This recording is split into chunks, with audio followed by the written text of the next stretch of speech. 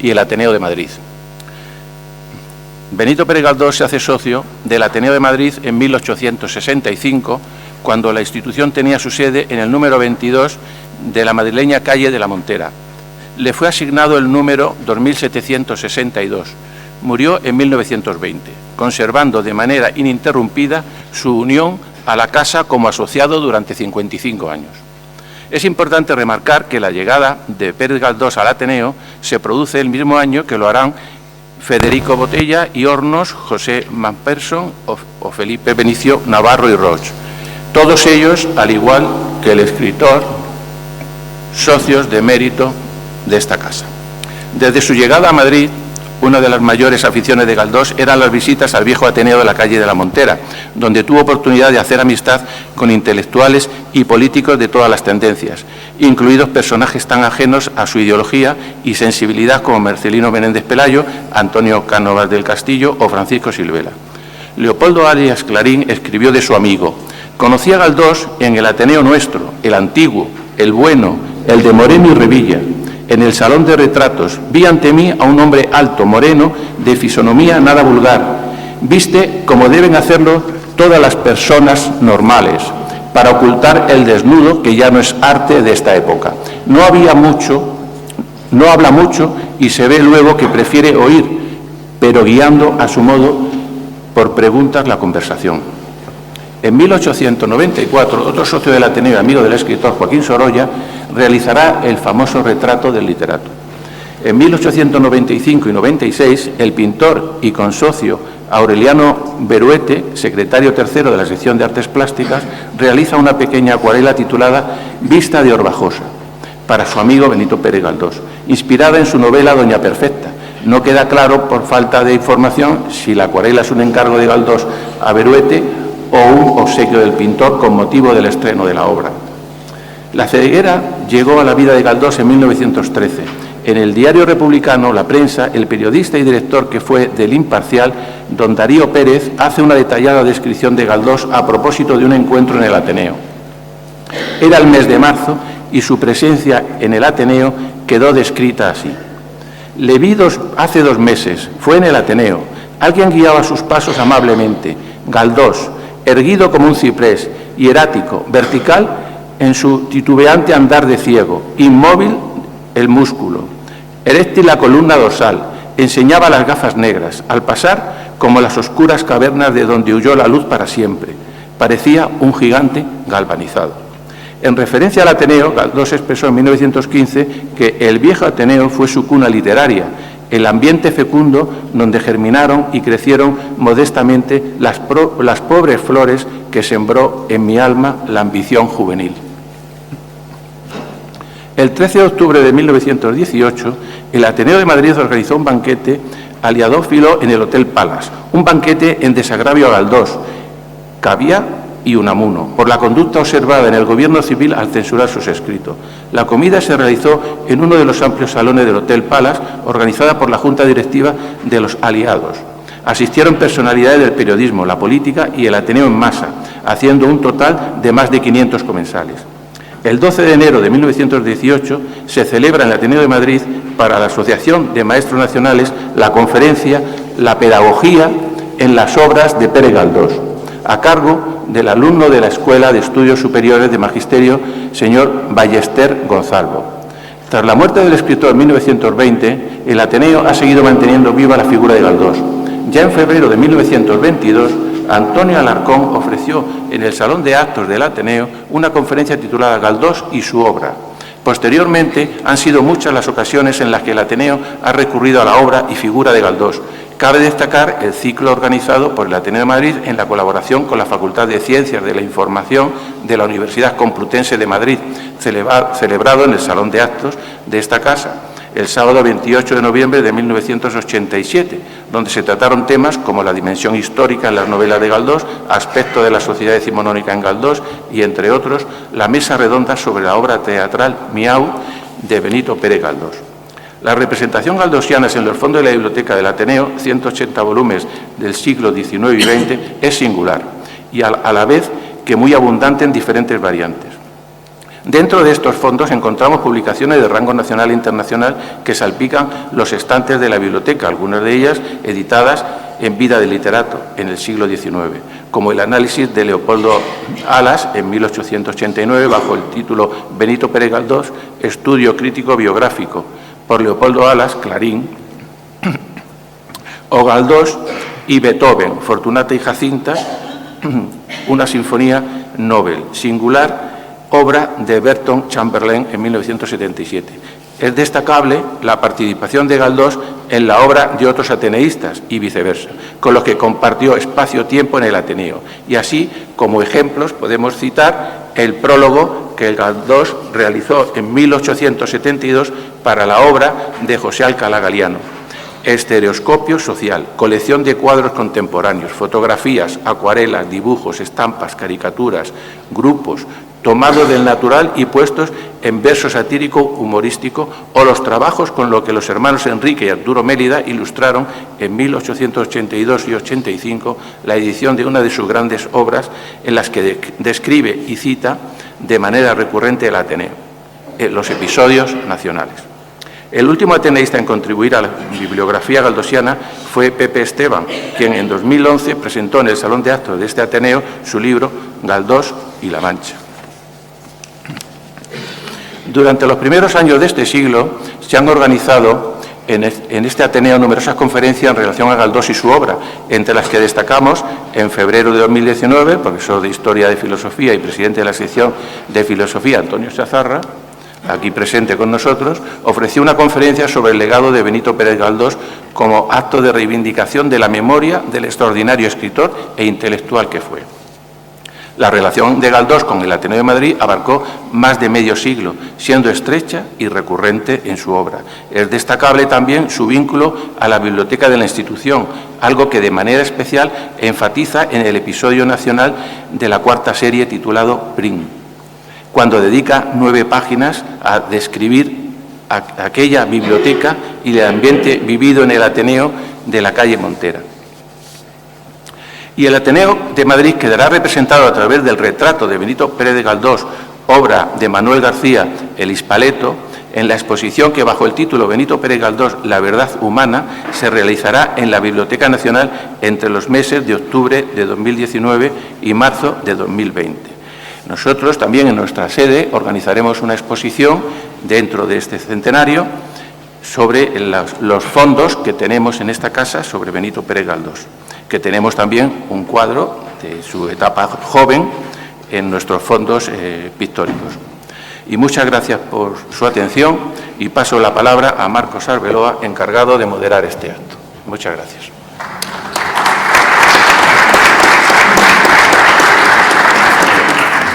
Muchas gracias, señor presidente. Durante este acto intervendrá doña Mercedes Lezcano, que dará lectura a varios textos galdosianos. Doña Mercedes Lezcano es directora de escena y actriz.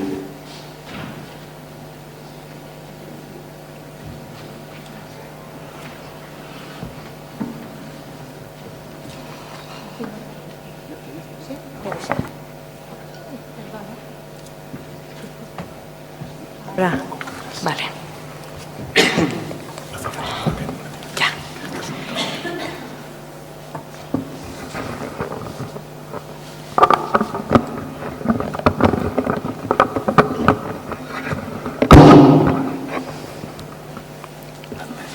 A ver, ¿se oye? Sí, ¿no? Ya. Buenas tardes. La campaña del maestrazgo, 1899. No habrá ya paz en la tierra de España. ¿Sabe usted lo que dijo Cabrera cuando supo la muerte de su madre? Mirando a las cumbres que cercan a Valderrobles, dijo que la sangre subiría hasta las cimas más altas. Y va subiendo, va subiendo. Para no cansar a usted, señor don Beltrán, le diré que mis campañas desde entonces no han sido más que una cacería infatigable. En multitud de encuentros me he visto, todos encarnizados. Estuve en las acciones de la Jana y de Toga, al mando de Buil. Allí tuvimos la suerte de derrotar al Serrador. En Ulldecona, cuando Iriarte dio una tremenda paliza al organista y a Llangostera, también tuve la honra de encontrarme. Marchas penosas, hambres y trabajos mil he pasado. Peleando sin cesar, no veo que el aspecto de la guerra cambie. Siempre es lo mismo. Las ventajas de hoy son el descalabro de mañana. Si una columna vence aquí, otra sucumbe 2 leguas más allá. Se les echa de un valle y aparecen en otro. Creyérase que salen de debajo de las piedras y que la sangre de tantas víctimas, caliente y rabiosa, aun después de derramada, engendra facciosos en los bosques, en los charcos de los barrancos, en los escombros de las masadas destruidas. Esto no es guerra, digo yo, es un duelo feroz, nunca suspendido. Nogueras conoce el terreno, pero le falta cabeza. Borso tiene intención, pero no domina el suelo. Sin darse de ello cuenta, conduce sus tropas por el camino más largo. No encuentra nunca al cabecilla que busca, sino a otro que le sale inesperadamente por retaguardia, cuando no le salen 2. Así no acabamos nunca. Si no traen un ejército muy grande para ocupar todas las posiciones y pueblos de importancia, a la defensiva, tapándoles los boquetes y pasadizos para sus correrías, matándoles de hambre y provocándoles a que se enzarcen unos con otros, tenemos guerra para un siglo. Yo me doy a pensar en esto y digo, ¿por qué combatimos? Ahondando en el asunto, encuentro que no hay razón para esta carnicería. La libertad, la religión, si de una y otra tenemos dosis sobrada, ¿no le parece a usted? Los derechos de la reina, los de don Carlos. Cuando me pongo a desentrañar la filosofía de esta guerra, no puedo menos de echarme a reír. Y riéndome y pensando, acabo por convencerme de que todos estamos locos. ¿Cree usted que a Cabrera le importan algo los derechos de su majestad varón? ¿Y a los de acá, los derechos de su majestad hembra? Creo que se lucha por la dominación y nada más. Por el mando, por el mangoneo, por ver quién reparte el pedazo de pan, el puñado de garbanzos y el medio vaso de vino que corresponde a cada español. ¿No opina usted lo mismo?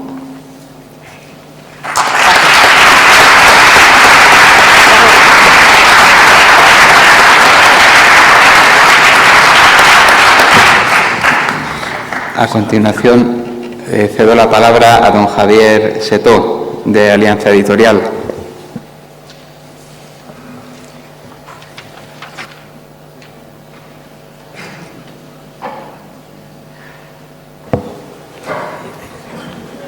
Hola, buenas tardes a todos. Bueno, en realidad mi intervención va a ser breve.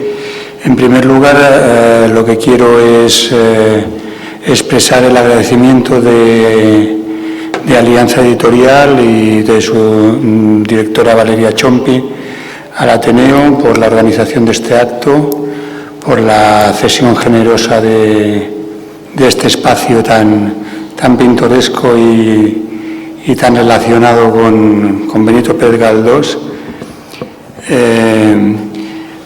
cuya relación con la institución acaba el de glosar. También quería decir que es por eso muy oportuno el hacer esta presentación aquí, precisamente por esta relación, donde podemos ver los retratos de tanta gente que aparece en sus novelas y sobre todo en sus episodios nacionales. Y bueno, y siguiendo con el capítulo de agradecimiento, uno muy especial al autor del libro Benito Pérez Galdós, Vida, Obra y Compromiso, Francisco Cánovas, por pensar desde el principio en Alianza Editorial para publicar su obra. Nosotros vimos con rapidez que era una obra que realmente iba a prestigiar el catálogo, una obra muy solvente y nos pusimos a ello y como resultado pues está el libro que buena parte de ustedes o todos ustedes pueden haber visto, ¿no? Benito Pérez Galdós, Vida, Obra y Compromiso, es una obra destacable, bueno, pues por muchas cosas y por muchos conceptos, pero a mí me gustaría destacar hoy dos, principalmente. La primera de ellas es que es, bueno, pues la primera obra o la primera biografía de Galdós en más o menos, tengo entendido, unos 20 años que se realiza y que sale al mercado, ¿no? E incluso la más reciente, que es la de Ortiz de Armengol, Vida de Galdós, bueno, pues no era propiamente una biografía en el sentido de que, aunque historiador, Ortiz de Armengol, principalmente su impulso fue el de la devoción por el personaje y la devoción por su obra, ¿no? En ese sentido, la obra de Francisco Cánovas es, que es lo segundo que quería destacar, es la primera biografía en la que realmente se puede decir con propiedad que está hecha con unos criterios rigurosamente históricos y rigurosamente modernos, donde naturalmente tiene su espacio, como no puede ser de otra manera, la figura de Galdós, pero todo eso es dentro el contexto propiamente histórico de la situación política, social del país y las reacciones que va experimentando Galdós desde su primera juventud, cuando llega a Madrid, hasta prácticamente, bueno, pues no diré su fallecimiento, pero bueno, cuando él ya se pone bastante enfermo y deja de participar en la vida pública, que fue, vamos, si lo vemos en relación con la época, fue relativamente a una edad avanzada, fue casi con 70 años. Y bueno, en tercer lugar también quería hacer constar la oportunidad de la aparición de esta obra justo cuando ahora en enero se va a celebrar, como también ha dicho don Juan Armindo, se va a celebrar a conmemorar el centenario del fallecimiento, del primer centenario del fallecimiento de Galdós en el mes de enero. Y bueno, y realmente esperamos, por parte del Ateneo ya vemos que sí, esperamos que realmente el año Galdós sea prolífico, sea ágil y reciba el suficiente refuerzo y la suficiente resonancia por parte de los medios de comunicación, y no como en otras conmemoraciones relativamente recientes, en que prácticamente para su importancia han pasado, bueno, pues con más pena que gloria, ¿no? Bueno, por último también lo que quería decir es que si el Ateneo es realmente el lugar óptimo para presentar esta obra, Alianza Editorial pensamos que también ha sido el lugar óptimo para publicarla.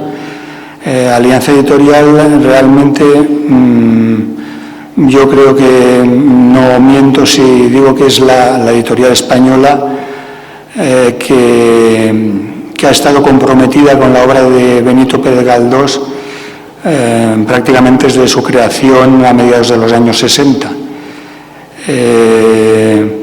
Ninguna otra editorial que yo sepa ha mantenido durante todos estos años, que son algo más de 50, la obra de Galdós en su catálogo viva y a disposición de todo aquel que ha querido aproximarse. Tiene Alianza Editorial en su fondo la mayor parte de las novelas de Galdós, la integridad de los episodios nacionales en volúmenes sueltos, fácilmente legibles. Y bueno, y nos alegra mucho que esta trayectoria que empezó en 1967 con la publicación de las novelas de Torquemada, a la que poco después siguió la de Desheredada, y luego, bueno, pues continuaron Miau, Tristana, La Fontana de Oro, Fortunata y Jacinta y tantas otras. Pues eso, pues pensamos que es digno colofón de este compromiso que hemos tenido y que seguimos teniendo con Benito Pérez Galdós, la publicación de esta biografía de Francisco Cánovas, que pensamos que supone un broche inmejorable para esta labor. Nada más.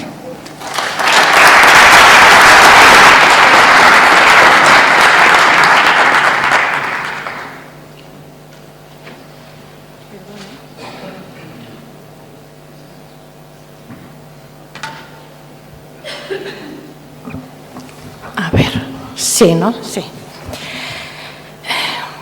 Fortunata y Jacinta, 1887.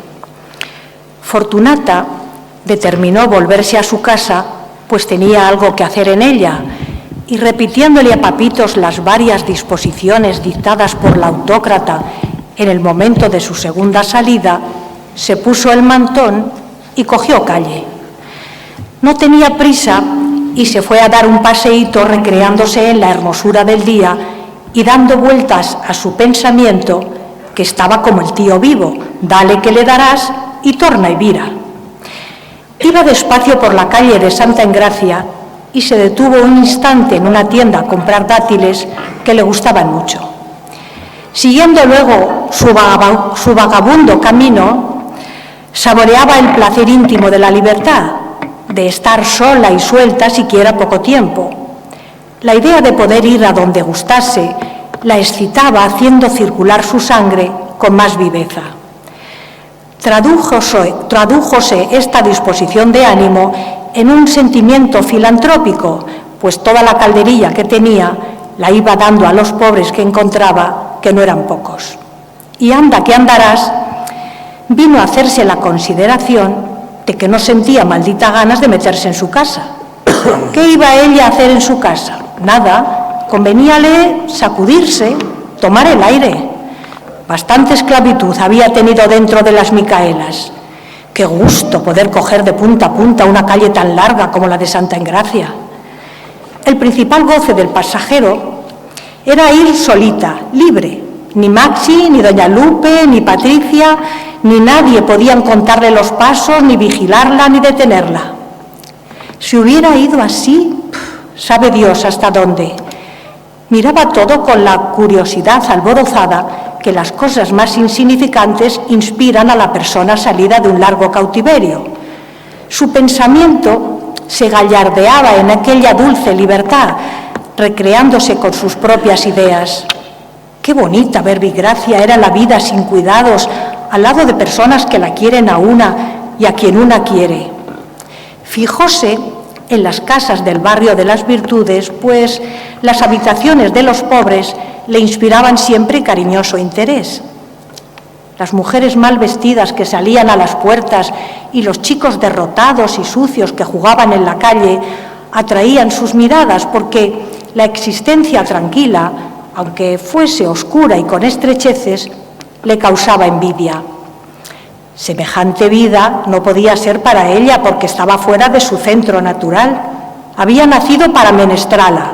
No le importaba trabajar como el obispo con tal de poseer lo que por suyo tenía, pero alguien la sacó de aquel su primer molde para lanzarla a vida distinta. Después la trajeron y la llevaron diferentes manos. Y por fin otras manos empeñáronse en convertirla en señora. La ponían en un convento para moldearla de nuevo y después la casaban y tira y dale. Figurábase ser una muñeca viva con la cual jugaba una entidad invisible, desconocida, y a la cual no sabía dar nombre. Ocurrióle, si no tendría ella pecho alguna vez, quería decir iniciativa, si no haría alguna vez lo que le saliera de entre sí. Embebecida en esta cavilación, llegó al campo de guardias junto al depósito.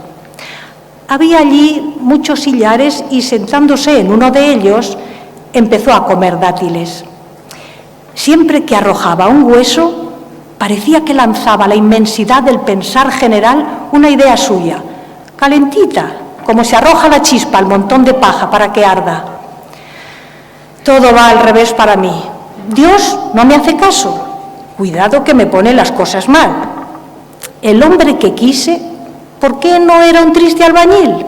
Pues no, había de ser señorito rico para que me engañara y no se pudiera casar conmigo. Luego, lo natural era que yo le aborreciera. Pues no, señor, sale siempre la mala, sale que le quiero más. Luego, lo natural era que me dejara en paz y así se me pasaría esto. Pues no, señor, la mala otra vez me anda rondando y me tiene armada una trampa. También era natural que ninguna persona decente se quisiera casar conmigo. Pues no, señor, sale Maxi y tras me pone en el disparadero de casarme. Y nada, cuando apenas lo pienso, bendición al canto. Pero es verdad que estoy casada yo.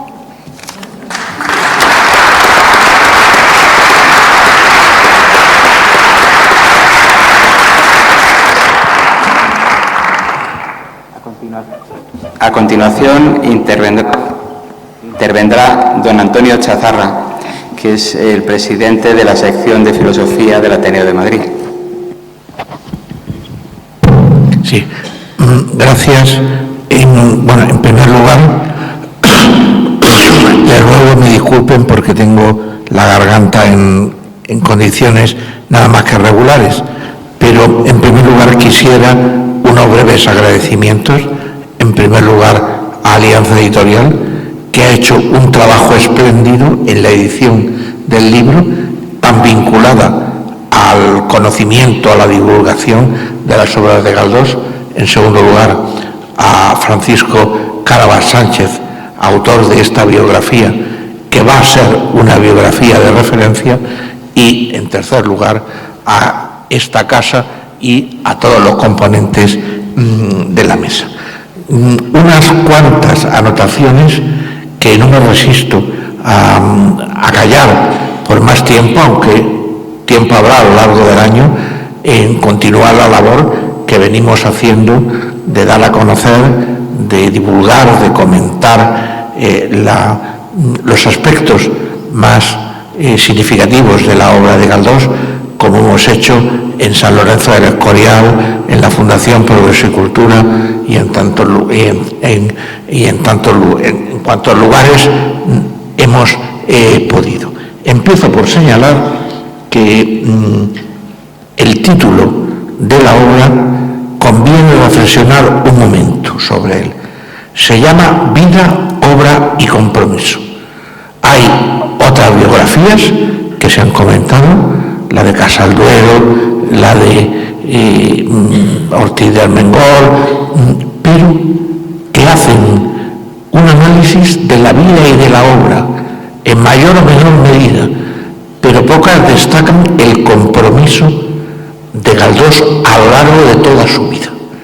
Y poner en valor el compromiso es una buena manera de empezar, especialmente cuando hay algunas instituciones que han preparado un centenario donde esto se difumina, se diluye y acaba por quedar como una persona en la que se oculta lo fundamental que hizo y que dijo. Bueno, este marco del Salón de Actos del Ateneo, que es un trozo de historia viva del siglo XIX, pues es magnífico que sea aquí. Y Juan Armindo Hernández, el presidente, ya ha hecho alusión a que en algunas obras y episodios nacionales Yo he publicado algún aspecto, como lo hace en Prim, habla del Ateneo a lo largo de algunas páginas, señalando su biblioteca, su ambiente, las personas que lo frecuentaban, etc. Bueno, la biografía de Galdós de Francisco Cánovas, creo, y parece que en la presentación de un libro se está obligado a alabar, pero no es una alabanza en modo alguno ritual ni de compromiso, sino que creo que esta biografía va por méritos propios a constituirse en una biografía de referencia y en una de las publicaciones, esas 2, 3 o 4 publicaciones que quedan de un centenario. Bien, ¿por qué? ¿Por qué es esta biografía tan importante, tan interesante y de tanta calidad? Porque sitúa algunas precisiones rápidas, porque sitúa a Pérez Galdós en sus coordenadas históricas, sociales, políticas y culturales. Fíjense ustedes que con frecuencia los biógrafos de Galdós no eran historiadores y por tanto queda coja de algún pie y lamentablemente las hay que de los dos, pero no quiero, quiero pasar como rápidamente por algunos de esos aspectos. Bien, hay muchos Galdós en Galdós. Galdós es polifacético y poliédrico. Y yo quiero destacar simplemente los más desconocidos o los menos trillados o de los que menos se ha hablado. El Galdós periodista, que tiene una serie de crónicas, de aspectos magníficos. Pocas personas, por ejemplo, saben que publicó un viaje a Italia después del viaje que realizó, que es una magnífica descripción de una serie de ciudades como Florencia, como Bolonia, como Verona. Después es también un crítico de arte, nada de desdeñable.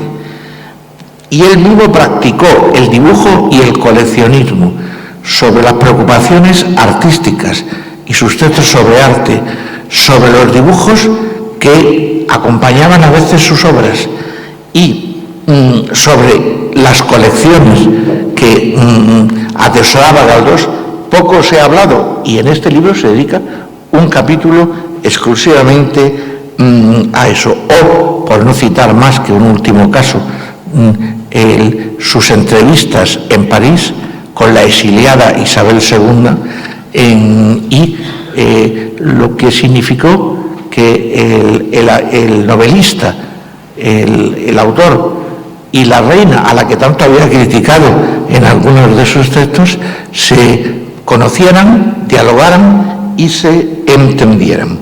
Bueno, también creo que está muy bien hecho y es muy representativo una colección de textos, algunos de los cuales está leyendo Mercedes, que figuran como, como corolario, como al final del texto y que constituye pues algunos textos ensayísticos, novelísticos, de las distintas facetas cultivadas por Galdós. Voy rápidamente a señalar algún aspecto más, como me parece muy interesante que Galdós fue académico de la lengua, que tuvo una relación de amistad por ejemplo, con personas que estaban en las antípodas de su pensamiento, como es Menéndez y Pelayo y Pereda, y que concretamente Menéndez y Pelayo se portó bastante peor con Galdós que Galdós con Menéndez y Pelayo. Una de las cosas es que retrasó más de 2 años el discurso de respuesta a su ingreso en la Academia, que lleva el título de La sociedad presente con materia novelable y que figura también en el apéndice. Bueno, quiero, para ir avanzando deprisa, que este año, esta conmemoración del centenario galdosiano, debe ser una ocasión que no desperdiciemos para intentar buscar al Galdós auténtico y para huir del Galdós de cartón piedra, del Galdós meramente costumbrista y del Galdós desprovisto de todo aquello que lo engrandece. Poner de manifiesto que fue laico. Ahora probablemente se va a intentar ocultar ese aspecto. Un laico convencido, entendiendo lógicamente por laicismo, desde el respeto a todas las confesiones religiosas, la separación entre las confesiones religiosas y el Estado. Fue tolerante, pero al mismo tiempo valiente, y supo enfrentarse a los intolerantes, fustigador del inmovilismo y de las instituciones que intentaban apoderarse de las conciencias de los ciudadanos para mantenerlos adormilados y de esa forma que resultara más sencillo dominar sobre ellos. Hablar de Galdós en su centenario, aunque sea meramente una pincelada, es hablar de la mujer. ¿Qué importancia tiene la mujer en Galdós? Pero no una mujer en la que se destaquen aspectos tradicionales. La mujer que lucha por sus derechos, que toma conciencia para romper lo que hoy se define o se consideran techos de cristal. Por ejemplo, la Fortunata, que grita: yo soy pueblo. La Tristana, que logra entender quién es y por qué padece la situación que padece. La Soledad de los episodios, o la Benina o Benigna, que después de llegar hasta pedir limosna para alimentar a sus señores, obtiene como premio el ser arrojada a un asilo.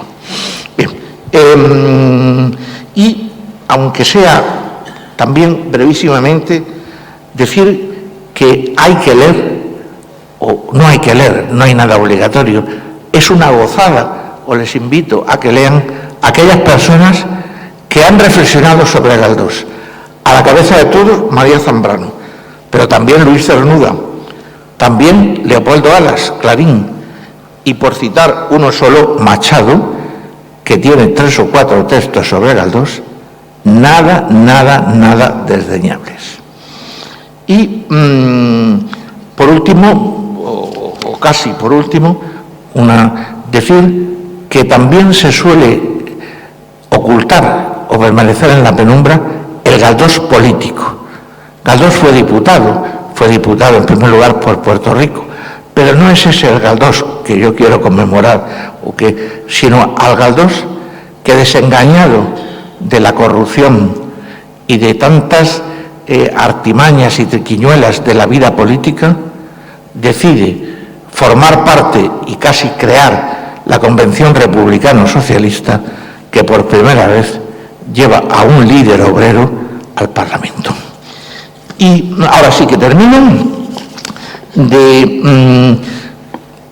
Junto a todo esto, que no me ha dado tiempo más que apuntar, sus memorias de un desmemoriado, que, como ocurre con tantas memorias, no es tan desmemoriado, se acuerda de lo que quiere y sobre lo que no quiere pasa un tanto de puntillas. Y ahora sí que termino señalando que leyendo a Galdós se aprende, se disfruta, se toma conciencia del camino que hemos recorrido, pero de lo que falta por recorrer, y agradecerle, porque yo creo que a Galdós merece nuestro agradecimiento, su visión crítica y pedagógica de la historia que lleva a cabo en los episodios, y ese afán limpio y valiente de democratizar nuestro país y de luchar contra las trabas que lo han mantenido anclado, encenegado y hundido a lo largo de tantos periodos históricos. Muchísimas gracias por...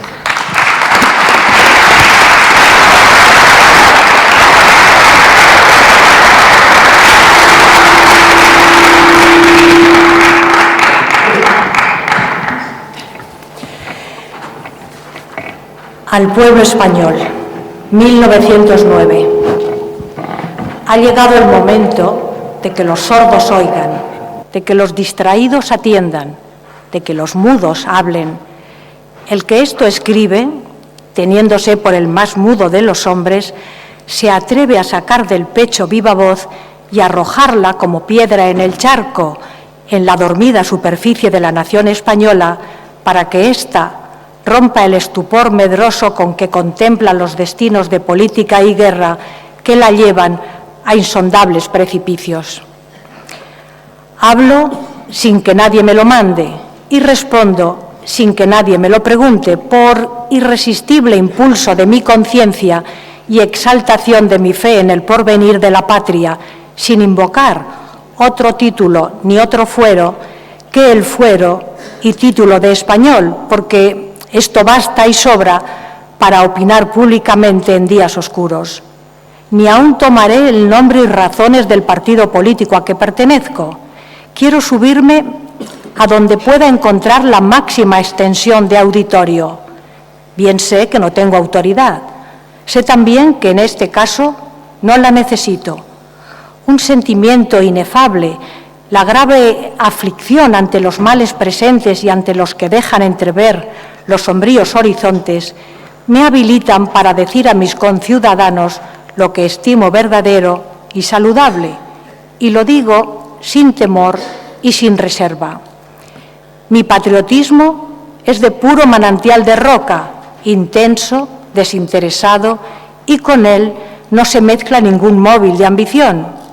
Forzoso es que alguien, sea quien fuere, clame ante la faz atónita del pueblo español, incitándole a contener enérgicamente las insensateces de los que trajeron la guerra del Rif, sin saber lo que traían, que la desarrollaron y extendieron atropelladamente, tropezando con la tragedia y levantándose con arrestos heroicos que un día proclaman alegrías de paz y al siguiente nos llaman a mayor guerra, y ahora, arrastrados de la fatalidad, se ven en el forzoso compromiso de agrandar la acción ofensiva con amplitudes desproporcionadas que no tendrán cabida en el marco modestísimo de nuestro estado financiero y militar. Los inventores de estas descomunales aventuras no cuentan con el agotamiento del acervo nacional en sangre y recursos y comprometen gravemente al ejército de la patria, animoso, sufrido, dotado de un extraordinario vigor físico y moral. Me determino a lanzar estas voces para dulcificar el amargor de la pasividad en que vivimos, condenando y sufriendo, maldiciendo y callando.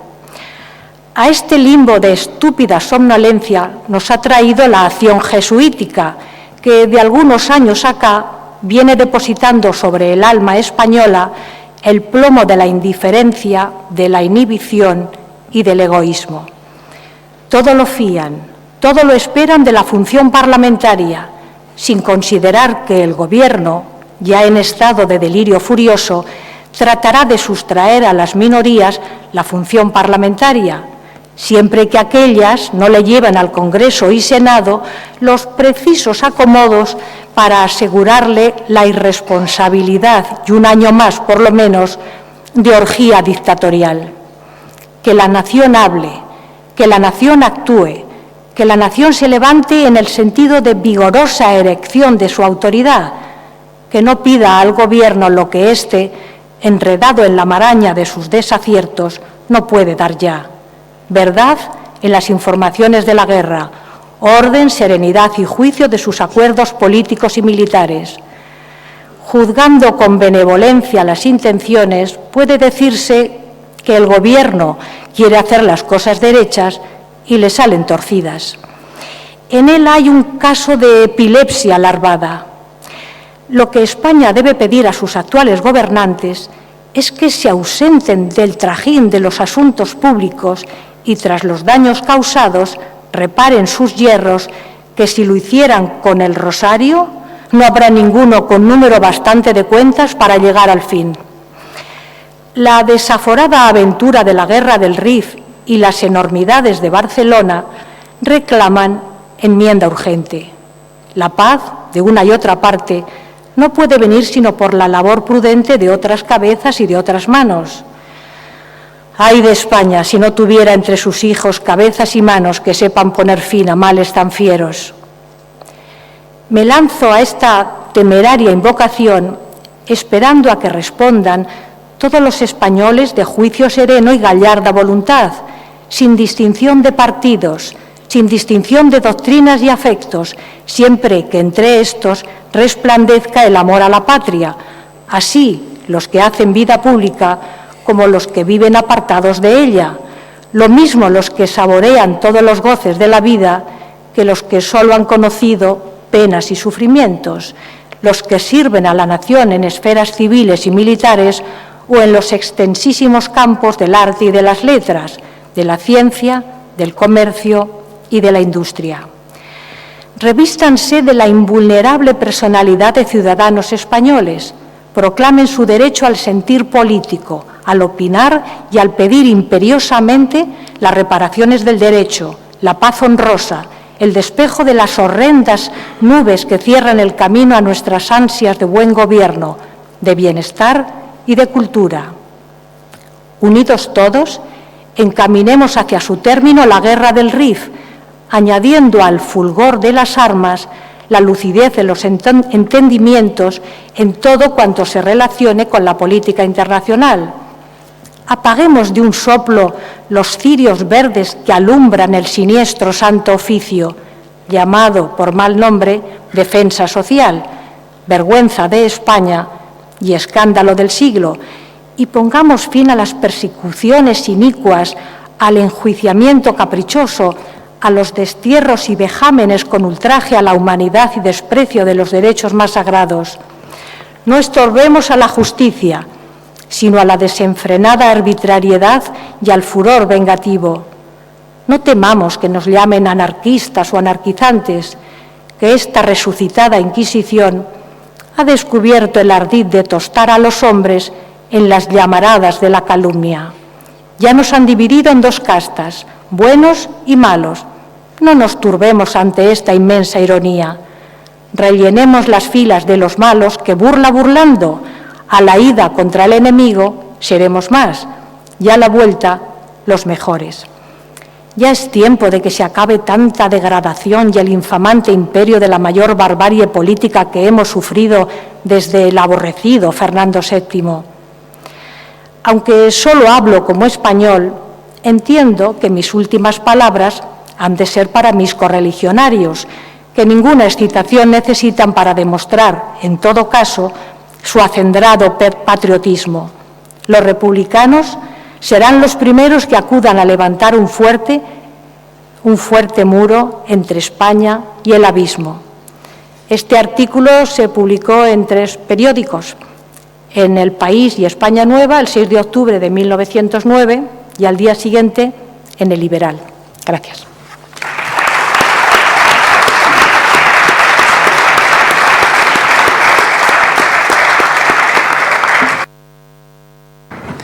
Cedo la palabra ahora a don Rogelio Blanco, escritor. Bien, buenas tardes, noches. Estoy muy agradecido de estar aquí, la invitación de Francisco Cánovas. Quisiera empezar a hacer tres consideraciones, ya algunas referidas a la mesa. En primer lugar, la oportunidad de que sea este el lugar de la presentación del libro. El Ateneo, además de las palabras ya dichas, Galdós lo calificó como el altar de mis sueños. Incluso en el episodio Prim le llamó templo intelectual y en otro el comedero intelectual en el cual encontraba el manjar más a su gusto. Es por lo tanto este lugar donde él perteneció, participó, al que otros, y él también lo asumía, lo consideraba como el palenque de todos los combates de la inteligencia libre. Incluso también aquí, en un curso que coordinaba el poeta Icaza, escribió unos textos, la Guía Espiritual de España, que él ya en dificultades, que terminó pues prácticamente ciego, leyó Serafín Álvarez Quintero. En segundo lugar, también felicitar a la editorial, además de lo dicho por Javier, y en ese compromiso con Galdós, creo que también en fechas próximas se publicará una obra, La España de Galdós, de María Zambrano. En tercer lugar, antes de entrar en el libro, pues también el que sea Madrid. A Madrid llega Galdós en el año 63, 1863, y le produjo una impresión no buena. Dice que no tuvo la villa y corte mis simpatías cuando entré en ella. Parecióme un hormiguero, sus calles estrechas y sucias, sigue el texto, su gente bulliciosa, entrometida y charlatana, los señores ignorantes, las casas feísimas y con olor a pobreza. Esta es la estampa que recoge, pero también de la pobreza es capaz de hacer lectura y que sea un espacio epistemológico para recibir contenidos para sus obras, como luego lo veremos en todas ellas. Es decir, Madrid terminará siendo su pueblo. En el año 88, 1900, la Comunidad de Madrid publicó un catálogo con exposición que se titulaba Madrid en Galdós, Galdós en Madrid, o al revés, no recuerdo bien, donde yo indirectamente colaboré de la mano de María Zambrano, que ella tampoco veía, al dictado de un breve texto, en que, entre otras cosas, decía que Madrid era el pueblo de Galdós y Galdós de Madrid. Es más, añadía textualmente, Madrid en Galdós, Galdós en Madrid. ¿No será Galdós acaso el poeta de Madrid? El poeta que toda ciudad necesita para existir, para vivir y para ver también y sentir. Bien, a Madrid llega Galdós planteándose estudiar Derecho, que no termina, y como él dice, para gandulear por las calles, gozando de lo que observaba la vida bulliciosa. Este Galdós, que pasea por estas calles, va tomando nota y leyendo del pueblo. Pueblo que lo expresa ya en el primer episodio, en el 2 de mayo, donde recoge al pueblo como protagonista, el famoso personaje de la camisa blanca anónimo, puede ser Graviel, donde coge ese personaje de Goya para hacerle vivir al pueblo en un periodo del 2 de mayo en que ni el ejército era capaz de responder frente a una invasión, del mismo modo que una corona bicéfala brindaba con el emperador invasor. Este es el pueblo que llega a Galdós y que Ramón Gaya describe, dice, me lo imagino, dice Ramón Gaya, Galdós, dando vueltas y vueltas por Madrid sin prisa, pero no a la manera de paseante o de ocioso, es decir, de no el placer del paseante y del cinismo del ocioso, sino con ese paso de perro callejero, que no es precisamente la lentitud, sino la sapiencia. Galdós, con su gabán y bufanda, parecía un mendigo de calidad, un mendigo que no pide, que recibe todo, pero que no pide. Bien, hechas estas consideraciones, yo quisiera hacer, más allá del año que venga del Cervantes de Galdós, es decir, yo suelo cuestionar entre la cultura y diferenciar entre la cultura programada y la cultura celebrada. Personalmente, aunque me tocó hacer muchas celebraciones, no me gusta la cultura celebrada. No quiero decir con esto que este libro y este acto sea un acto de cultura celebrada. En el libro en concreto no, espero que el acto sea de continuidades tampoco. La cultura celebrada es de usar y tirar y consumir. Pero estamos, y ahora me voy a referir más ya al libro de Francisco Cánovas, Paco Cánovas, para los amigos. Es un libro, ya lo ha situado, lo ha señalado Antonio Chazarra, un libro con voluntad de quedarse, porque aporta y supera un montón de condiciones. Tiene el título, Antonio, estoy de acuerdo, vida y obra y compromiso. A compromiso luego me referiré. Viene a ser un libro que nos expresa al autor, y yo aquí solamente quiero hacer unas circunstancias tangenciales para que ustedes entren en él, de un autor, Galdós, que cruza el siglo XIX, se adentra en parte del XX, en un periodo convulso que nace en el ascenso de una reina niña al trono, vive golpes de espadones, restauraciones, caídas de Amadeo, Primera República, la gloriosa, partidos, broncas de liberales, etcétera, etcétera, los generalotes, Narváez, Prim, Espartero, también los apernadores o caciques y muchos fracasos, lo cual se siente sensible. Y yo creo que en torno al libro trasluce una crítica que no son palabras de él, sino mías. Hay una crítica profunda a una España que no se integra en la modernidad, una España que carece, yo suelo decir 3 R's o quizás 4. Una España que no entra en el Renacimiento, donde el Renacimiento fue breve, intenso, pero breve. Una reforma, la segunda R, que aquí es contrarreforma, y de ahí toda su crítica a la Iglesia no evangélica, que bien pudiera parecer, y lo es, un clerical, donde deja latente la cuestión religiosa que se mantiene todo el siglo XIX y parte del XX, incluso la actualidad. La tercera R, una España en que no entra en la revolución industrial y hasta avanzado el siglo XX, y durante todo ese periodo, pues, describiendo toda la pobreza. Y la cuarta R también posiblemente sea la R de la razón del XVIII, en un país donde quizás hubo algún ilustrado, pero no ilustración. Él era consciente de la densidad, de esta lentitud en el país, y toda su obra va girando en torno a esta situación, en una consideración. Es por aquí donde el libro que pueden ir leyendo, se va reflejando en esta tensión del autor, tal como lo describe Paco o Cánovas en el libro. Por lo tanto, es preciso que este año 1920 sea una efeméride que se integre en la posibilidad que él da en la última frase que narra en el libro. Galdós es nuestro contemporáneo. Y lo vuelvo a repetir en la solapa. Desde esa dimensión, pues podemos decir que sea una efeméride más programada que celebrada. ¿Qué más pueden encontrar en el libro?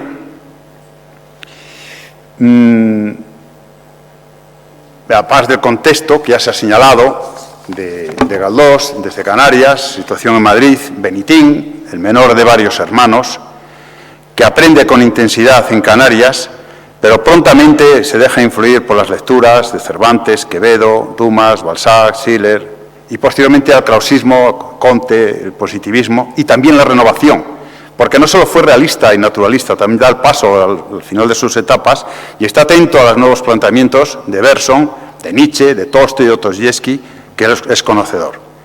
A la vez, en esta intensidad, vive y participa como en la generación de su tiempo, ya se ha dicho, incluso con los diferentes, con el carlista, porque fue diputado carlista, o con muy conservador Pereda o el pacato Menéndez Pelayo, pero sin estar tampoco lejano de planteamientos próximos. Es decir, en el libro, no recuerdo en qué página, Paco habla del obispo Antolín López, un obispo pues muy conservador de Jaca y luego arzobispo de Tarragona y, por cierto, leonés, de Manzanal del Puerto.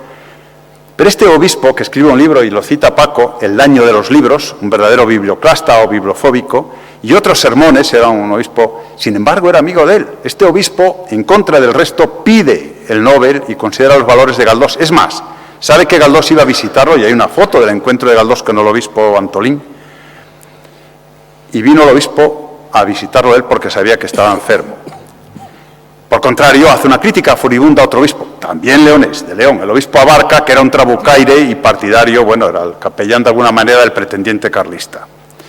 Digo estos contextos y estas variantes que se han señalado porque podemos decir que Galdós es un personaje de Galdós, por su muy poliédrico, se ha señalado toda esa capacidad de géneros y toda esa versatilidad que tiene. Cuando un escritor tiene esa necesidad de recurrir a tantas formas artísticas o de géneros, es porque hay que considerar que la fuerza creativa que tiene uno solo no le vale. Periodista, dramaturgo, novelista, articulista, pintor, coleccionista, incluso con bocetos de arquitecto. Es decir, es una fuerza creativa que los géneros habituales no le son suficientes. Desde el periodismo, ya lo ha dicho, yo solo quiero añadir, al periodismo de lo que aludía Antonio, pues hay una revista que mantiene el título. Él fue del Consejo de Redacción con Blasco Ibáñez de la República de las Letras, que por cierto es una revista que sigue vigente y vinculada a la Asociación Colegial de Escritores. Esto simplemente como anécdota. En el contexto político, pues ya fue muy crítico con lo que se encontró. Las denominaciones, aparte de los textos que hemos señalado aquí, llamó a los políticos cadáveres embalsamados, inteligencias embalsamadas y raquíticas, etc. Sería largo a leer y saber cómo vivió con intensidad todos los avatares de la corona, la falsa república, la caída de Amadeo, o todas las acciones de Sor Patrocinio y el padre Claret en un periodo de revolución y sesenio, en donde el carlismo, el cantonalismo, en fin, una cantidad de avatares que donde esta contemporaneidad que nos señala el autor, bien nos valdría para hacer también desde él una lectura de lo que sucede hoy. España están los episodios, también se han señalado, 5 series, desde el primero, el 2 de mayo, hasta el último, de Cánovas, Cánovas del Castillo, no de Orihuela, se mantiene esa intensidad de darnos una imagen de todo lo que fue. En la primera fase, esos personajes anónimos en torno a la figura de Graviel, la segunda parte más dedicada al rey Felón, etcétera, etcétera, para terminar con los señalados. No me voy a entretener ahí, pero sí para decir que la historia, como dice Chesterton, es la novela jamás terminada de contar. Y esto lo sabe hacer muy bien Galdós. Hacer de la novela histórica una novela interminable, una novela necesaria que nos obliga a conocer el pasado para atender el presente o el presente para enfrentarnos al futuro. Es un irremediable, o como diría San Agustín, para no avanzar a ciegas. Él también vive en esa novela y en esos episodios en torno, se disfraza, porque ya se ha señalado que era tímido, y así lo declara Clarín, lo declara como un personaje alto, aunque se llamaba Benitín, y tenemos la imagen de los textos de la Oronda marquesa Pardo Bazán, que lo tenemos señalado como si fuera un personaje pequeñito, ¿no? Era alto y lo señala Clarín, alto, moreno y con un bigotón de comandante de la Guardia Civil. Bueno, con su bufanda, su puro, acompañado, su boina, y acompañado, bastón, y acompañado de sus perros, Polo o Canario, me parece que era el otro, como se puede ver en las fotos de Alfonso, el fotógrafo. A través de los episodios y de toda esta forma nos va sembrando teselas para explicarnos la realidad de España, donde es hipercrítico con los zánganos, con los autoritarios, con los mandones y también con los funcionarios, que aquí estamos varios, con los vividores o llamados que él llama presupuestíveros, o los que viven de los presupuestos, etc. Son formas de crítica desde una crítica del amor a España. Y en ese amor gozó de amistades diversas. Y tenemos a este novelista, 48 novelas. Yo creo que de esa timidez que se declaran de él, que dice que ya se señaló, que miraba, pero dirigía la conversación, podríamos decir que es un curioso mirón, un gran lector, que ve, observa, interpreta y expone, porque nada de lo humano le da ajeno. O como dice Ramón Gaya, capaz de llevar una relación armoniosa, estableciendo milagrosamente lo que hay entre él y la realidad. No es un costumbrista, Galdós, aunque era muy amigo de mesoneros romanos, sino que va más allá. Es decir, los personajes de Galdós brotan y crecen de dentro hacia afuera constantemente, y eso lo hace diferente al puro costumbrismo o al estricto realismo. También se ha señalado, y no voy a andar más, y en el libro está, y lo pueden ir viendo, y el autor lo deja muy claramente, todas sus acciones teatrales que combinaba. Era consciente, se señaló también, el valor pedagógico, quizás recurriendo o atento al mandato de Horacio, de delectare e prodesse, es decir, enseñar y deleitar. Tuvo grandes éxitos. Le comentaba a un compañero al entrar que cuando uno de las primeras ediciones de Galdós, en la segunda página señala tiradas de 24.000 ejemplares, 7.000, en fin, algo inconcebible hoy. Es decir, tenía una fuerza de capacidad y convocatoria lectora, por eso le hizo peligroso, claro, y molestaba. Es crítico con la Iglesia, pero no era un comecuras, como he señalado, como se señalaba. Se aludió al viaje a Italia, es cierto, en Italia él recoge un texto, bueno, a ver, yo no pretendo hacer hoy leonesismo, pero hay también un leonés que fue profesor de él y fue rector de la universidad, Fernando Lázaro, que también es otro espacio muy interesante de este periodo, donde el ministro Orobio, de Educación, llamado Oprobio, lo expulsó de rector y expulsó a Castelar, a Salmerón de la universidad. Bueno, pues Fernando Lázaro, que había sido vicerrector del Seminario de León, hizo un viaje por Roma, era época del Concilio I, y hizo un artículo con el título, frase hecha, Roma veduta, fede perduta. Es decir, Galdós también retoma esa escandalera, y bueno, ya hemos visto algunos textos. Es otro elemento que en el libro también lo pueden ir recogiendo y leyendo de una forma clara. También desde el teatro, con 28 obras, muchas adaptadas a la novela, también le creó problemas, en concreto la enemistad fuerte con Valle Inclán. Una enemistad venida porque era nombrado director artístico del Teatro Español y en la comisión no aceptaron la exposición de una obra de Valle Inclán. Valle Inclán, de lengua viperina, es el autor del conocido, y como dice Andrés Tapiello, el calificativo más injusto de nuestra literatura de garbancero, toda vez que fue por un acto de venganza y una apelación que Valle Inclán le da después de muerto. Bien, ¿qué más podemos encontrar en el libro? Pues claro, toda la relación de clases sociales están ahí con sus miserias, donde, pues bien, él dice a este propósito que todas esas clases y de esa diversidad era el pueblo que en su miseria, sus disputas, sus dichos picantes, hace la historia que no se escribe, a no ser que la hagan los pintores o saineteros. También se ha reflejado la figura de la mujer. Yo no voy a abundar más, son personajes prototípicos, solo detenerme en una, en Nina o Benina, en Misericordia. Título acertado para esta mujer, es la bondad. Y hace título, da honor al nombre de la obra. Misericordia, miserere dare cor, dar el corazón a los necesitados. Es la bondad, es la máxima compasión detrás de este estereotipo de Nina. Personaje que estudia María Zambrano en la España de Galdós y luego abunda en grandeza y servidumbre de otro ateneísta y también amigo de Galdós. Me refiero al doctor Gustavo Pitaluga. Y este compromiso le llevó a mancharse las manos, llevó a comprometerse. No fue un intelectual de canapé, algo que ahora se pide muchas veces, esta voz de los intelectuales, es decir, cierta orfandad. Él se comprometió manchándose las manos, además, frase textual de él que la recoge Paco, dice: es cómodo decir la política, qué asco, como pretexto para no intervenir en ella. Yo no he tenido inconveniente en bajar al barro sin miedo a que me manche. El absentismo político es la muerte de los pueblos. El que por asco se aleja de la política no merece ser hombre, ni ser libre.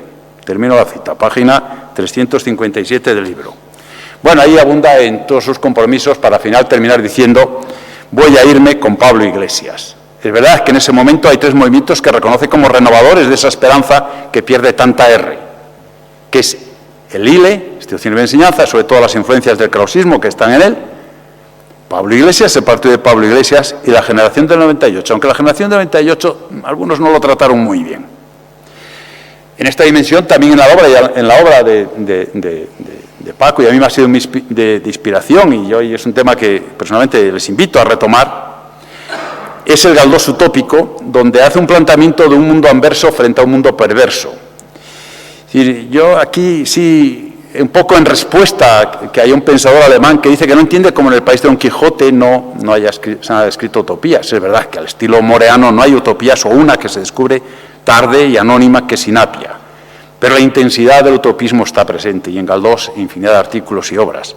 Y próximo a él también en Blasco Ibáñez. Académico, en segunda edición, en fin. Quisiera resumir, porque somos muchos. Creo que es un testigo, un delatador, un pedagogo. Sus personajes están ahí, les hace gritar, y él se define sobre todo detrás de Tito Liviano. Le hace gritar a Ismael en Casandra: me declaro revolucionario callejero, soy rebelde que chilla, abajo las fortalezas de injusticia y opresión, llámense leyes, tronos o altares. Arriba nosotros la turba, los desesperados, los desengañados. En fin, es un caleidoscopio, también, como diría Gerard Brennan, un maestro de la vulgaridad, pero que eleva lo cotidiano superior. Yo añadiría más, un metafísico que nos presenta la realidad, como dice Sánchez Barbudo, para adentrarse en ella, metafísica en el sentido originario, no como forma de alejarse de la realidad, sino para entrar más dentro de ella. Todo esto lo pueden encontrar en el libro de Cánovas, a través de 15 capítulos, más un epílogo, apéndices. En mi opinión es un estudio muy ajustado, novedoso, con estructura didáctica, ágil, acertado, sustantivo, donde unifica vida y obra y compromiso. Y aquí es mi penúltima reflexión. He dicho que Galdós es un lector, y el título del libro es Vida, obra y compromiso. El auténtico lector es el que recibe contenidos y los transforma en conocimientos. Galdós recibe contenidos de esa realidad y los transforma en conocimientos. También se dice que fue un gran lector del Quijote, en concreto de Cervantes, y también se dice que nuestro segundo Cervantes. Cervantes bien entendió el compromiso en la lectura y lo reflejó en Don Quijote. Don Quijote leyó todos los libros y no fue suficiente. Salió a la calle y se comprometió, bueno, pues con los más débiles, ¿no? Porque fue capaz de leer el rostro de la pobreza y de los débiles. Y eso le condujo al compromiso, que sería la tercera C de la buena lectura. Contenidos, conocimientos como acción subjetiva individual, donde se transforman esos contenidos o se apropian, y lleva al buen lector al compromiso, a desfacer entuertos y a comprometerse o a reflejar a los débiles. Quizás con Benina haya que añadir algo más, una cuarta C, y corazón, cordialidad. Tienen la fuerza de recordar la historia como hace Galdós, a través de los episodios, recordar la historia lleva la sílaba cor, de corazón, y recordarnos constantemente, que también lleva la misma sílaba, como razones cordiales, puesto que de acuerdo con la fisionómica levítica en el Antiguo Testamento, decían que en el corazón estaba la inteligencia y la memoria. Pues es una lectura inteligente, memorialística, comprometida, y de ahí que subraye esa tercera palabra del título en Galdós que pone el autor, de compromiso. Bien, Galdós muere en el 1920 y una vez más se enterró muy bien. Acudió mucha gente, pero luego le vino cierto olvido que abundó durante el franquismo. En la efeméride del nacimiento del 1943, solo fue atendido, dada la circunstancia hispana, solo fue atendido por los exiliados. Bien, aquí acabo con mi presentación. He procurado hacer una lectura rodeando el libro, desde fuera, adentro. Ahora les tocará a ustedes entrar adentro, guiados por la mano del autor de Cánovas, para entrar en la espesura de toda esa riqueza que nos ofrece Galdós, porque al fin y al cabo es un contemporáneo nuestro, como señala Paco, y es un clásico, porque tiene los tres grandes criterios que debe recibir la consideración de clásico. Tiene en cuenta el efecto lástreo pasado, recoge toda la tradición española, y bueno, no vamos a explicar en qué obras. Sin duda, el efecto presente, está muy atento a la realidad en la que Galdós vivió, y también el efecto futuro, es decir, sigue siendo un maestro o un contemporáneo nuestro, como dice el autor. Por lo tanto, es un gran clásico, y yo creo que esta lectura, Paco, has conseguido un gran libro, y desde luego no va a participar de la cultura celebrada, sino de la programada. Muchas gracias.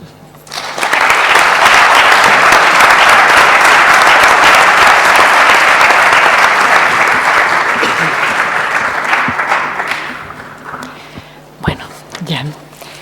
Sí, para terminar, por mi parte, Cánovas, 1912.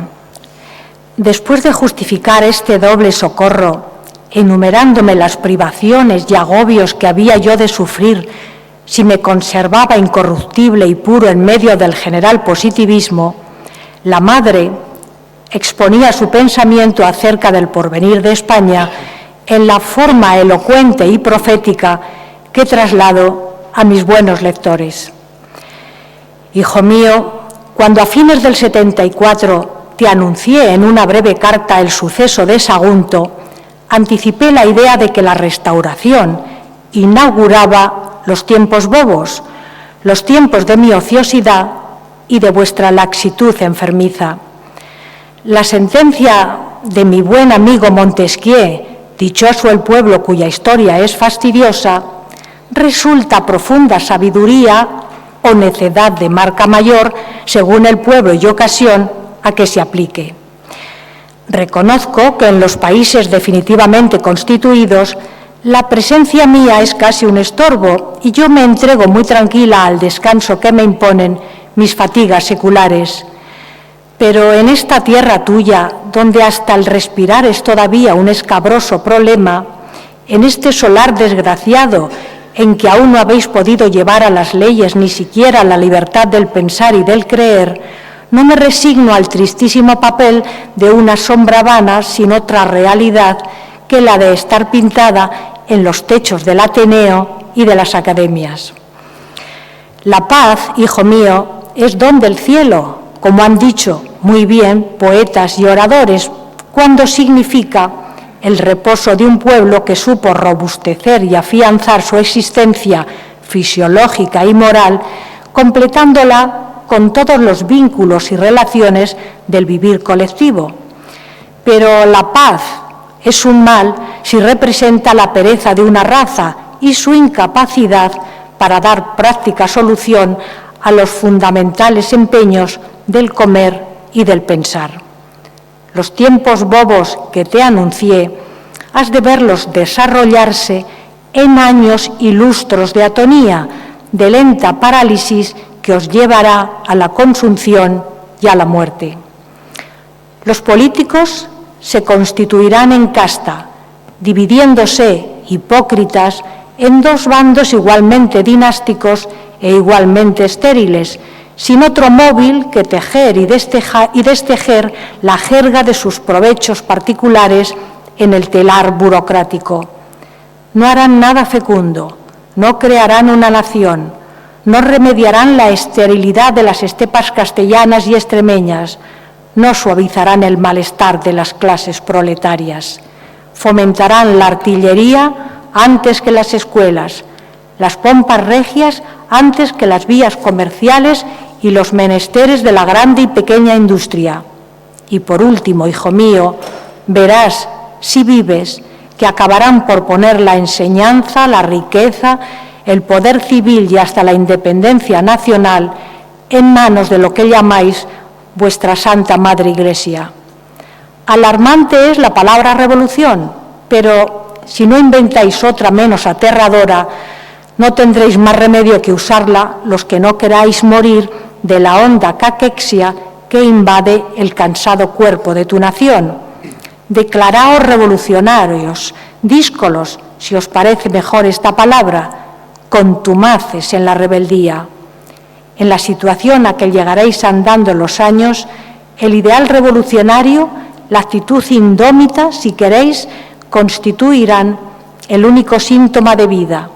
Siga el lenguaje de los bobos llamando paz a lo que en realidad es consunción y acabamiento.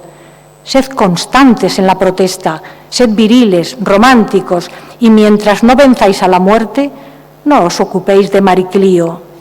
Yo, que ya me siento demasiado clásica, me aburro, me duermo.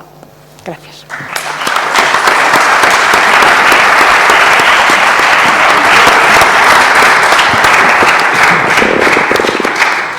Paso la palabra al autor, don Francisco Cánovas. Buenas tardes. Agradezco las palabras que han pronunciado Juan Armindo Hernández, Javier Setó, Antonio Chazarra y Rogelio Blanco, así como estas magníficas lecturas de Mercedes Lezcano que nos han permitido acercarnos en directo a los textos de Galdós, a algunos textos de Galdós. Como se ha dicho, este libro tiene que presentarse aquí en el Ateneo. Se han expuesto muchas razones. Yo diría que, aparte de que Galdós fue durante muchas décadas un ateneísta muy activo y comprometido, el Ateneo jugó un papel fundamental en la formación del joven Galdós cuando llegó a Madrid, ese Ateneo que presidía Antonio Alcalá Galiano, que aparecerá en muchas obras suyas, en muchos episodios nacionales, en la calle Montera. Jugó un papel fundamental porque allí, primero de la mano de ateneístas, amigos que le invitaban, después ya como socio, escuchó a los mejores intelectuales de aquella época, a Giner de los Ríos, Azcárate, Castelar, Salmerón. Frecuentó la biblioteca del Ateneo, que en aquel tiempo era una de las mejores de España. Hizo muchísimos amigos, amigos para toda la vida, como Clarín, Ortega Munilla, Sellés, Amos Escalante, y sobre todo, como destacó José María Jover, el gran maestro José María Jover, aquí en esta casa se empapó del espíritu del 68, es decir, de las ideas y los valores humanistas y democráticos que impulsaron la Revolución Gloriosa, llamada así, de 1868. El Ateneo, se ha dicho, aparece en muchas obras de Galdós, y él destacará que es la Holanda española, por el respeto y la tolerancia que presidían sus deliberaciones, en las que participaban gentes de muchas orientaciones ideológicas. Quiero reconocer públicamente el excelente trabajo de edición que ha realizado Alianza Editorial, gracias a la profesionalidad y a la atención de Javier Setó y de Diego Blasco, que está por aquí con nosotros. Alianza, lo ha dicho Javier Setó, siempre ha llevado a cabo desde los años 60 una estimable labor de difusión del legado galdosiano, a través de lo que ha configurado su Biblioteca Pérez Galdós. Ahora, con la apuesta por este libro, con la esmerada edición de este libro, prosigue este loable empeño. Como historiador, advertí hace bastante tiempo que Galdós carecía de una buena biografía. Le sucedía como a Cervantes, que se conocían mucho mejor sus libros que su vida, que su trayectoria biográfica.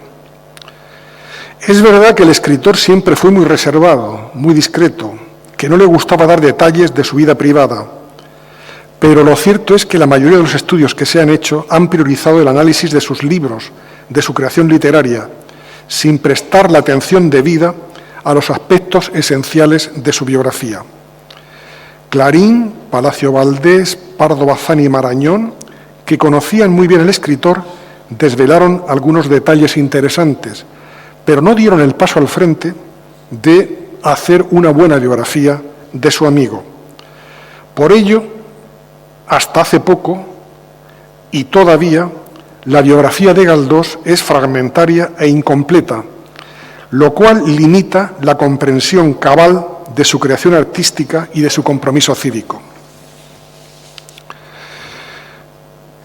Lo segundo que me animó a escribir este libro fue el propósito de situar la figura de Galdós en la posición que le corresponde. En diversas circunstancias, la cultura oficial ha practicado una escandalosa desconsideración de la calidad literaria de Galdós. Algunos demoraron de forma sectaria su ingreso en la Real Academia Española, cuando era el mejor escritor de su tiempo, y después boicotearon su candidatura al Premio Nobel de Literatura. Después, como ha señalado Rogelio Blanco, trataron de poner una pesada losa de menosprecio y olvido en su memoria. Por eso me parece necesario reivindicar hoy, todavía hoy, la categoría humana, cívica y literaria del mejor escritor de la España contemporánea. El presente libro, el libro que presentamos, aborda la trayectoria biográfica de Galdós a través de tres ejes complementarios: la inserción de su vida en las coordenadas históricas y culturales de su tiempo, la relevancia de su obra literaria, teatral y periodística, y el compromiso cívico y democrático. Para conocer bien a un artista o a un escritor, como decía Pierre Bourdieu, hay que insertarlo muy bien en las coordenadas históricas de su tiempo, en la dinámica social, política, institucional, en las tendencias ideológicas, culturales y artísticas. En el caso de Galdós, el periodo histórico en el que transcurrió su vida, como ha señalado Rogelio, marcó de forma decisiva su personalidad, su comportamiento y su creación literaria. Durante su juventud observó en primera línea el derrumbe del régimen isabelino. Acogió la Revolución de 1868 con la esperanza de que por fin España superase el atraso y avanzase hacia la modernización y la democracia. Prim y la Constitución de 1869 siempre fueron para él unas referencias ineludibles. Lamentó el giro conservador de la Restauración.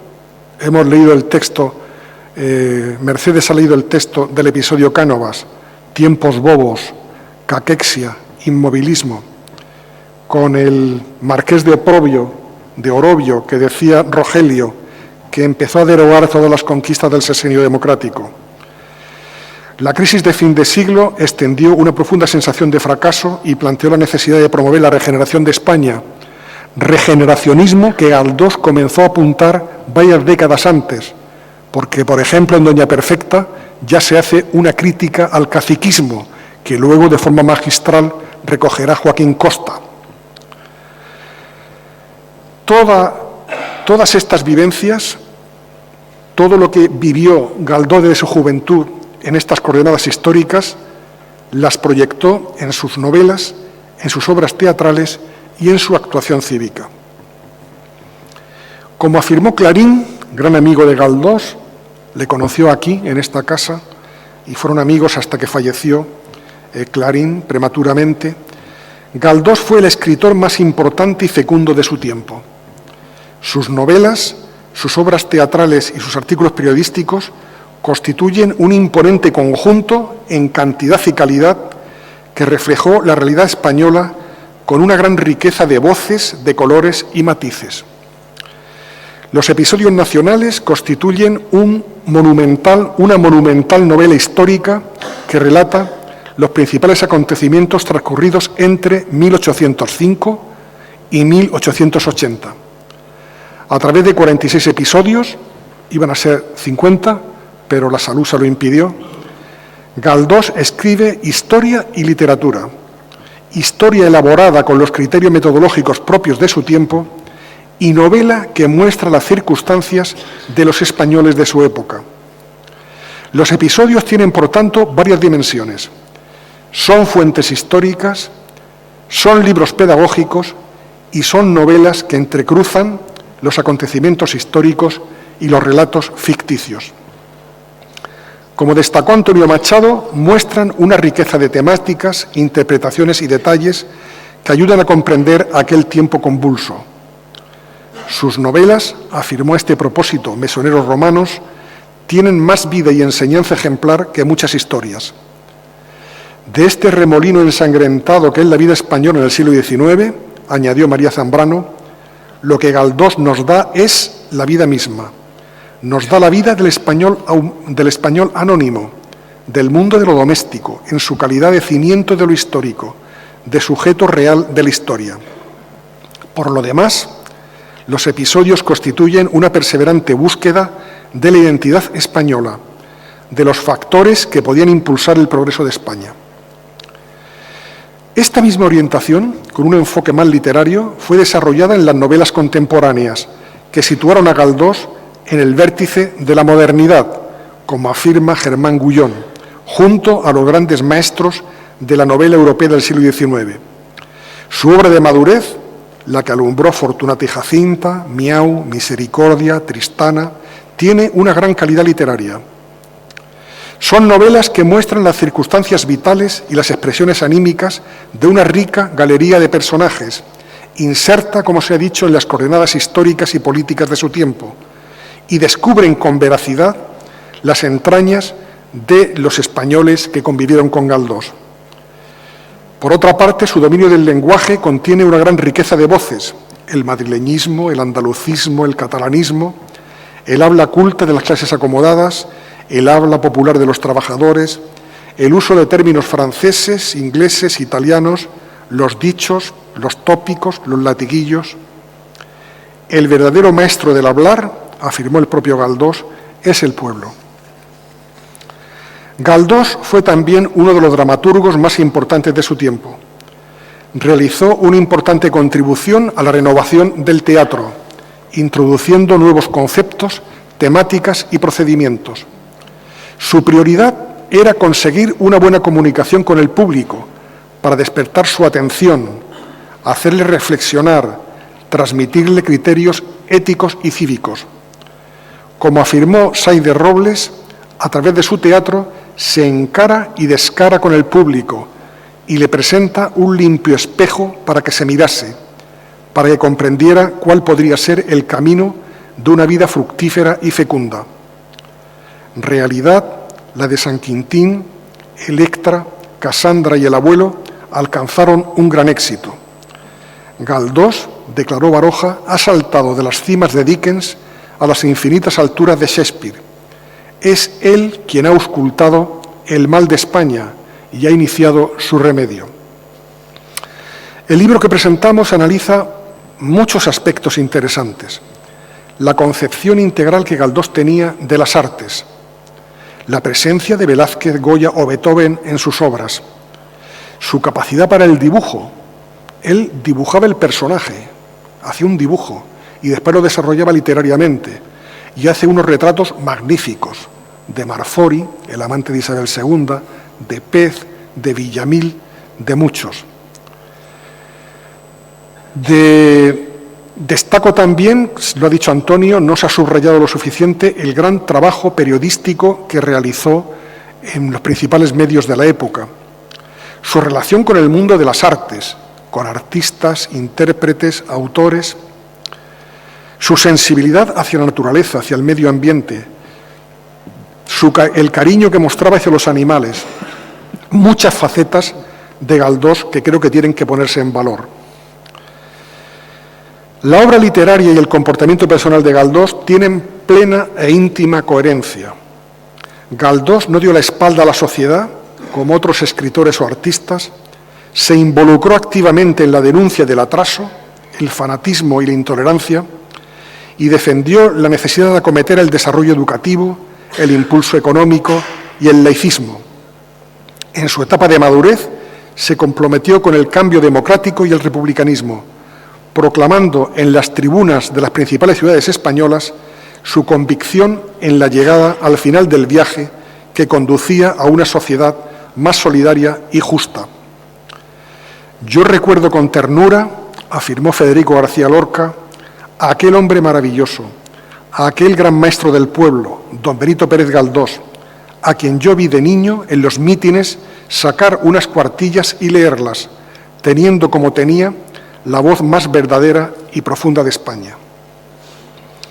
Próximamente, el 4 de enero, conmemoraremos el centenario de la muerte de Galdós. Espero y deseo que las instituciones públicas y las iniciativas privadas promuevan un programa de actividades digno del mejor escritor español contemporáneo. A mi juicio, el fomento de la lectura de las obras de Galdós debería ser prioritario, sobre todo en los centros educativos, para que los jóvenes tengan la oportunidad de conocer su singular estilo narrativo, su lenguaje irónico y subversivo, su exuberante galería de personajes, así como su documentada reproducción, fotografía, de la vida ciudadana, las mentalidades y las circunstancias de aquellos tiempos. Algunos defienden la falacia de que la sociedad actual no tiene nada que ver con el pasado, que constituye una realidad enteramente nueva, desvinculada de la historia inmediata. Se equivocan completamente. Hoy, en el siglo XXI, las ideas y los valores que Galdós defendió en los libros, la tribuna y los periódicos están plenamente vigentes. La creación de actitudes tolerantes, la profundización de la democracia, el laicismo, la emancipación de la mujer, la crítica de la corrupción, la exigencia de políticos honestos y la justicia continúan siendo prioridades para construir una sociedad más habitable y más digna. Por ello, Galdós es contemporáneo nuestro. Muchas gracias.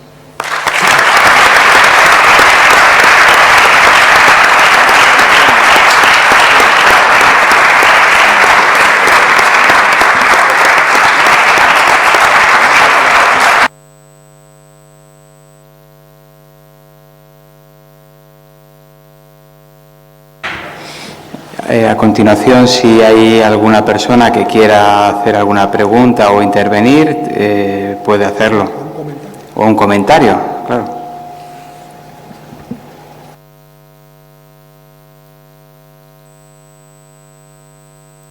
Bueno, en tal caso doy la palabra al presidente para que cierre el acto.